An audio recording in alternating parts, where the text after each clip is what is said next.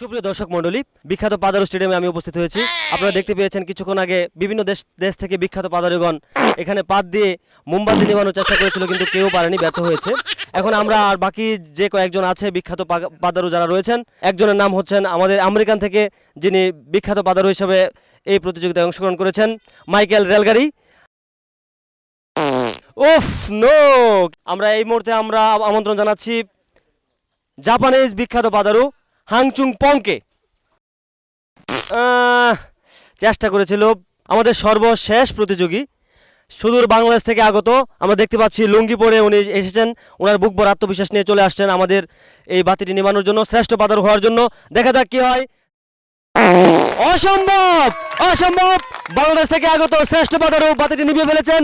আমরা একজন বিশেষজ্ঞের মতামত গ্রহণ করছি। পাত দিয়ে এটা বাতি নিবে না, এটা তো অসম্ভব, এটা দেখতে হবে আমাদেরকে। পাত দিয়ে বাতি নিভিয়ে ফেলছে। দেখা যাক, আমাদের বিশেষজ্ঞ টিম খুব সুন্দর করে তদন্ত করছেন। দেখা যাক কি হয়। মনে হয় যে পাদের সাথে ওনার এই কাজ হয়ে গেছে। একজন বাংলাদেশের যিনি শ্রেষ্ঠ পাদারু হিসেবে নির্বাচিত হয়েছেন, তিনি পাদের সাথে সাথে হাগু করে দিয়েছে। তারাচান মিয়াকে পুরস্কৃত করছেন ইউনাইটেড এমিরেটসের সিইও জনাব মিথুন হুসাইন। মিথুন হুসাইন 2 কোটি বিলিয়ন US ডলারের চেক তুলে দিচ্ছেন।